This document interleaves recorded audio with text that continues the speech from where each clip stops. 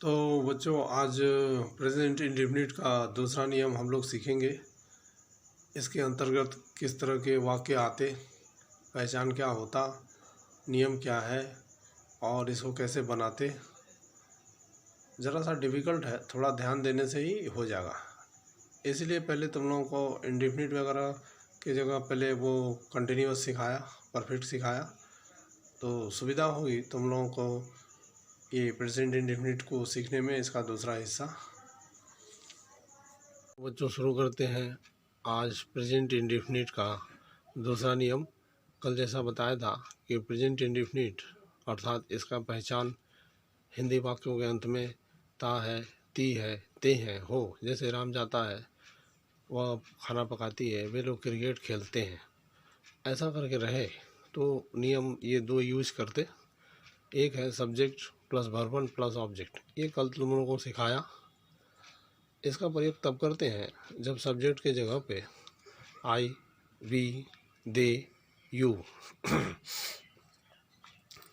और या एक से ज़्यादा लोग हों, राम श्याम, गोपाल रमेश, मम्मी पापा, ऐसा करके। तो ये हुआ कल। और आज हम लोग ये दूसरा नियम सीखेंगे, subject plus verb plus S या ई एस प्लस ऑब्जेक्ट।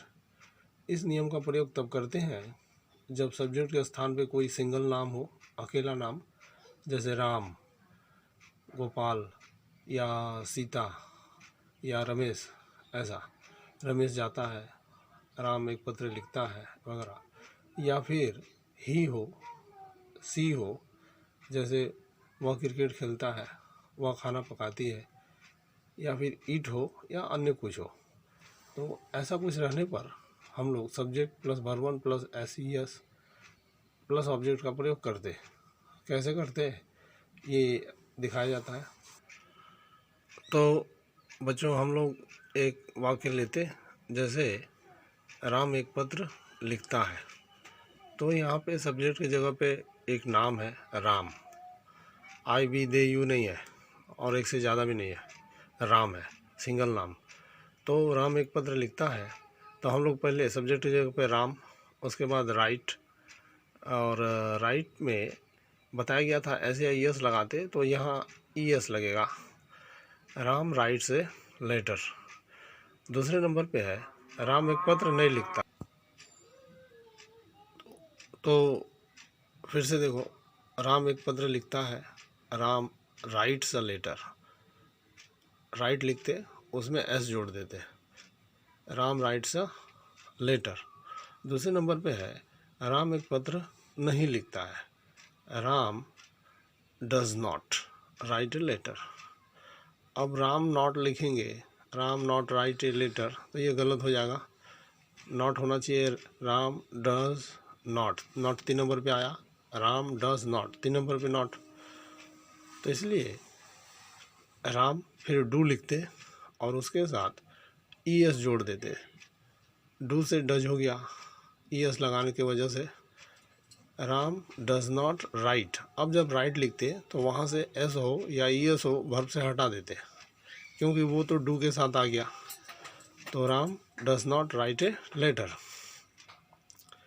इसके बाद क्वेश्चन बनाते, क्या राम एक पत्र लिखता है, डज को आगे कर देते, does Ram write a letter. अब कुछ नहीं जोड़ते, कुछ नहीं घटाते, सिर्फ डज को आगे कर देते, क्वेश्चन मार्क दे देते। इसके बाद क्या राम एक पत्र नहीं लिख, तो क्या राम एक पत्र नहीं लिखता है, does Ram not write a letter, question mark.